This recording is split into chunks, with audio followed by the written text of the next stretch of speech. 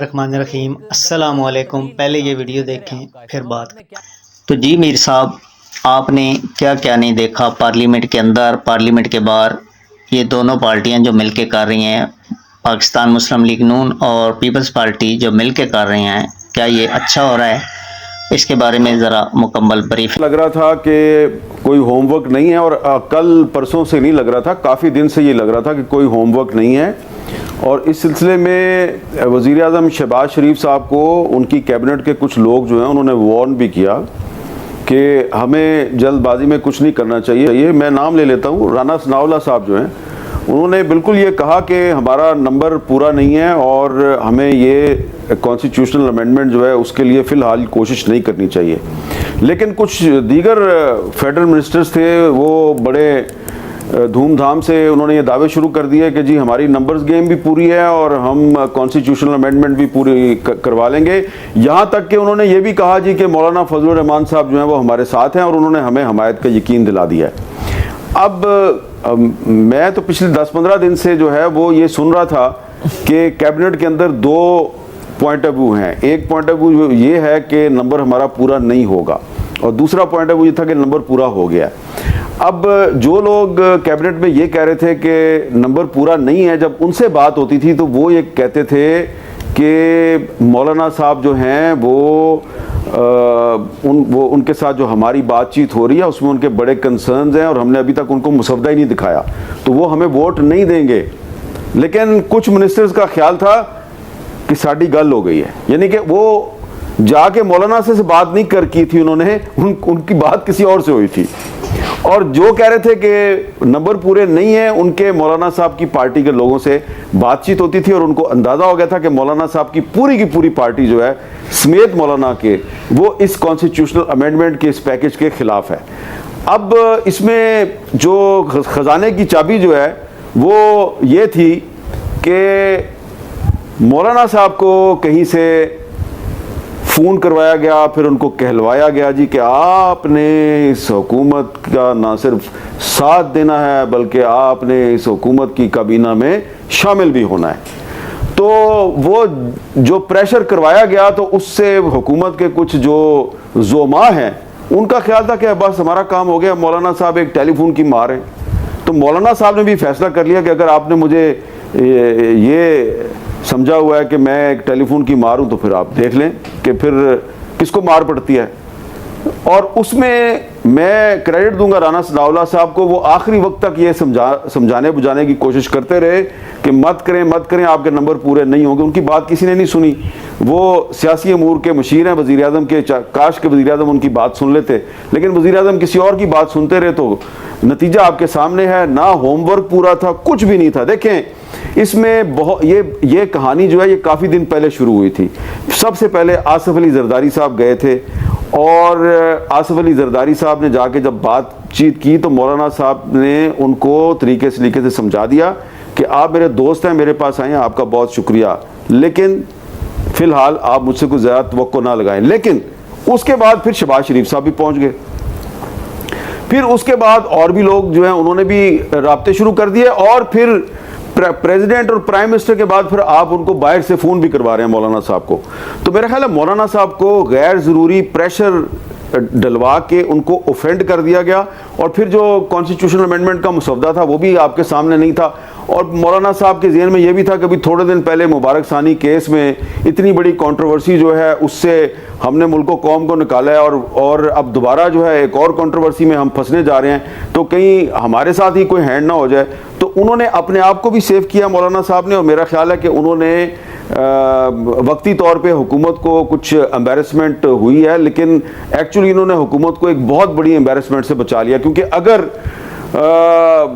Voting ہو جاتی تو پھر تو حکومت کے پلے کچھ نہیں رہنا تھا۔ ویسے مگر ابھی تک کوششیں پھر کیوں نہیں ختم ہو رہی ہیں؟ بلاول بھٹو زرداری ملتے ہیں مولانا فضل الرحمان سے، کیا ابھی تک کچھ نہ کچھ امید ہے؟ بس یہ معاملہ ختم ہوا جو کہ اتوار کے دن رات کو دیر تک سسپینس برقرار رکھا، اب یہ معاملہ ختم سمجھا جائے، یا ابھی تک یہ پھر کیا ہو رہا ہے کہ مولانا سے ملاقاتیں ہو رہی ہیں، بلاول بھی ملے؟ نہیں، معاملہ ختم بالکل نہیں ہوا، اور کوشش پوری طرح کی جا رہی ہے کہ نہ صرف مولانا صاحب کو آن بورڈ کیا جائے بلکہ تحریک انصاف والوں سے بھی بات کی جا رہی ہے کہ بھئی آپ بتا دیں کہ کون کون سے ایسے معاملات ہیں کہ جس پہ کہ آپ سمجھتے ہیں کہ ایک کنسنسس کے ساتھ ہم امینڈمنٹ کر سکتے ہیں. اس پہ جو مولانا صاحب کا جو کنسرن ہے وہ 2-3 معاملات انہوں نے بڑے واضح کنوے کر دیے ہیں حکومت کو. انہوں نے کہا کہ جو ایک کانسٹیٹیوشنل کوڈ بنانا چاہتے ہیں اور پھر آپ صرف کانسٹیٹیوشنل کوڈ کے ججز کی ایج میں اضافہ کر کے اور وہاں پہ قاضی فائز صاحب کو بٹھانا چاہتے ہیں, یہ ہمیں قابل قبول نہیں ہے. آپ اس طرح کریں 15 دن 20 دن مہینہ 1.5 مہینہ انتظار کریں, قاضی فائز صاحب کو ریٹائر ہونے دیں, جیسا کہ وہ خود بھی کہہ چکے ہیں کہ میں انٹرسٹڈ نہیں ہوں, تو ان کو ریٹائر ہو جانے دیں, اس کے بعد کر لیں, جیسے آپ کہیں گے ویسے کر لیں گے. یہ اتنی زیادہ فلیکسیبلٹی دکھا دیا مولانا فضل الرحمان صاحب نے. اور تحریک انصاف والے بھی کہتے ہیں جی کہ ججز کی اپوائنٹمنٹ کے طریقہ کار کو اگر آپ نے بہتر بنانا ہے, بلوچستان اسمبلی کی سیٹوں میں اضافہ کرنا ہے, تو آئیں آپ ہمارے ساتھ بیٹھ کے بات کر لیں. لیکن ان کا یہ دعویٰ کہ ہمارے 4 آدمی جو ہیں 4 MNAs غائب کیے ہوئے ہیں, ان کو پنجاب ہاؤس میں رکھا ہوا ہے, ان کو ریلیز کر دیں. اور اسی طرح اختر مینگل صاحب کہہ رہے ہیں جی کہ آپ کو میرے سینٹ میں 2 ووٹ چاہیے, تو آپ 2000 مسنگ پرسن رہا کر دیں تو میرے بھی ووٹ لے لیں. تو اس طریقے سے حکومت جو ہے وہ کر سکتی ہے, لیکن حکومت نے نہ اختر مینگل صاحب کی بات سنی, نہ مولانا فضل الرحمان صاحب کی بات سنی, اور نہ ہی رانا ثناء اللہ کی بات سنی.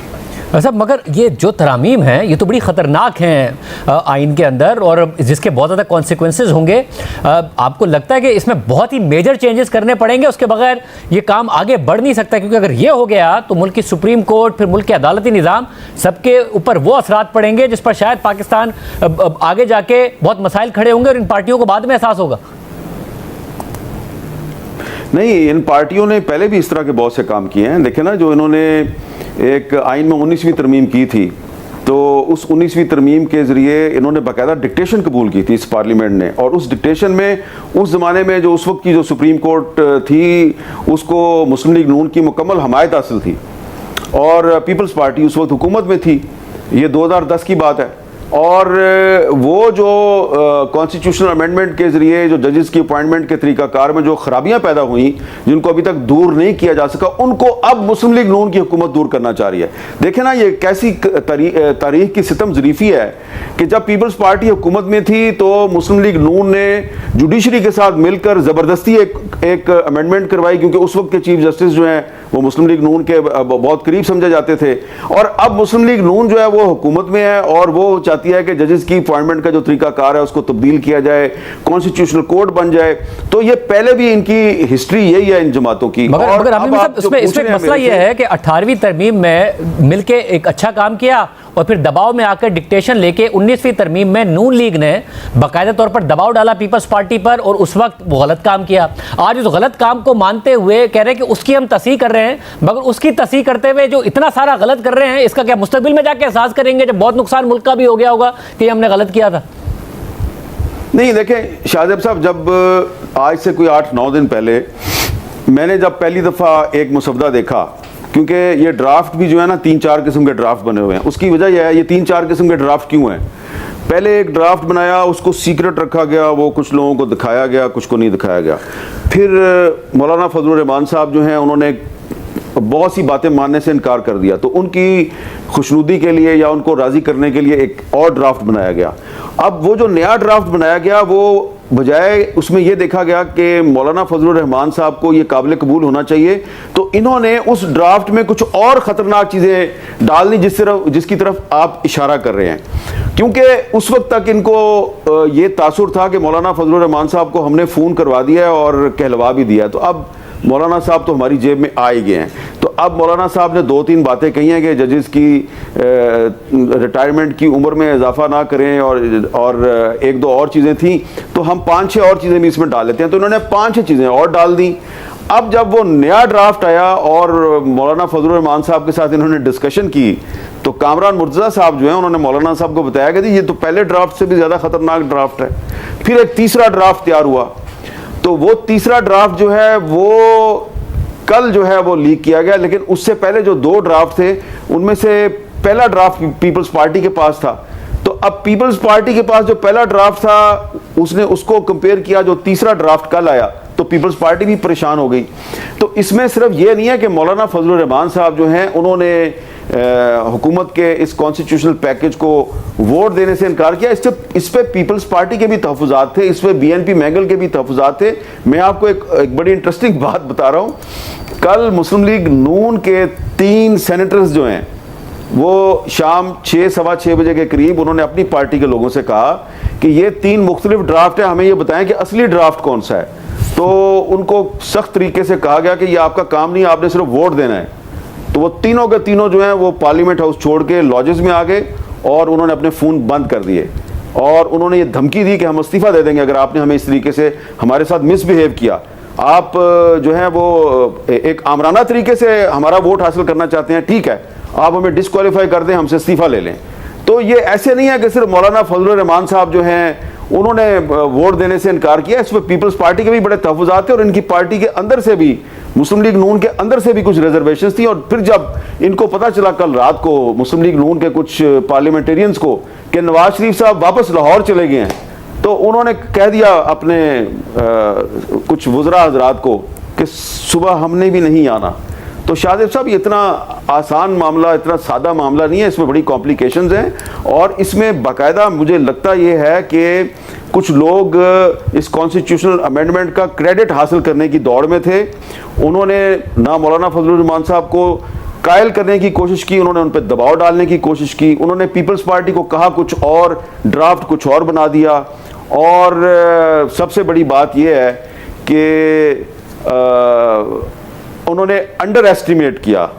نہ صرف مولانا فضل الرحمان کو انڈر ایسٹیمیٹ کیا, پیپلز پارٹی کو بھی انڈر ایسٹیمیٹ کیا, اور اختر مینگل صاحب کے جو 2 سینیٹرز ہیں ان کو تو بہت ہی انڈر ایسٹیمیٹ کیا. بس اب پھر آخر میں مجھے یہ بتائے گا کہ اگر حکومت ابھی بھی یہ ٹرائی کرتی ہے تو ایک طرف وکلا تحریک کی کالیں آ رہی ہیں, اپنے آپ کو ظاہر ہر حکومت چاہتی ہے کہ کسی بھی طریقے سے اپنے آپ کو محفوظ بنانے کے لیے ایسی ترامیم کی جائے کہاں سے کہیں سے بھی خطرہ نہ رہے. یہ الٹا کہیں عدم استحکام اور اپنے آپ کو خطرے میں ڈالنے تو نہیں جا رہے ہیں یہ سب کر کے؟ دیکھیں بالکل, میں اس وقت اسلام آباد میں یہ باتیں سن رہا ہوں, اور جو فیصل واڈا صاحب نے اس حکومت کو نااہل اور نکمی حکومت کہا ہے وہ اس کو آپ اگنور نہ کریں. اس کی ایک بیک گراؤنڈ ہے کہ انہوں نے ایسا کیوں کہا ہے. کیونکہ فیصل واڈا صاحب کا بھی یہ خیال ہے کہ 2 دن پہلے حکومت سے پوچھا گیا تھا کہ آر یو ریڈی, کیا آپ نے اپنے نمبرز پورے کر لیے ہیں؟ تو کہا گیا جی سوائے رانا ثناءاللہ کے باقی سب کہہ رہے ہیں نمبرز پورے ہیں. تو اس کے باوجود جو ہے وہ جو ہے نا سوچ سمجھ کے کام نہیں کیا گیا. اور اب ہم بہت سی ایسی باتیں سن رہے ہیں کہ اب اس حکومت کی کریڈیبلٹی ختم ہو گئی ہے. اب اس حکومت کے پاس ایک ہی راستہ ہے کہ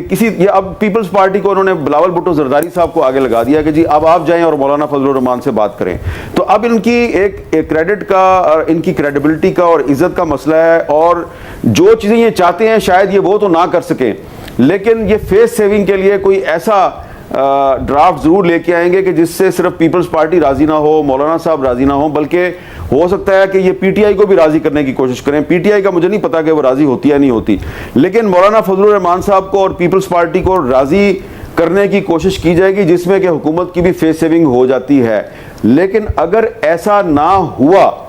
تو پھر جو میں سن رہا ہوں حکومتی سرکلز کے اندر سے, کیبنٹ کے کچھ جو ممبرز ہیں وہ پریشان نظر آ رہے ہیں. ان کا یہ کہنا ہے کہ ہمارا مستقبل کوئی ہمیں روشن نظر نہیں آ رہا, پتہ نہیں ہمارے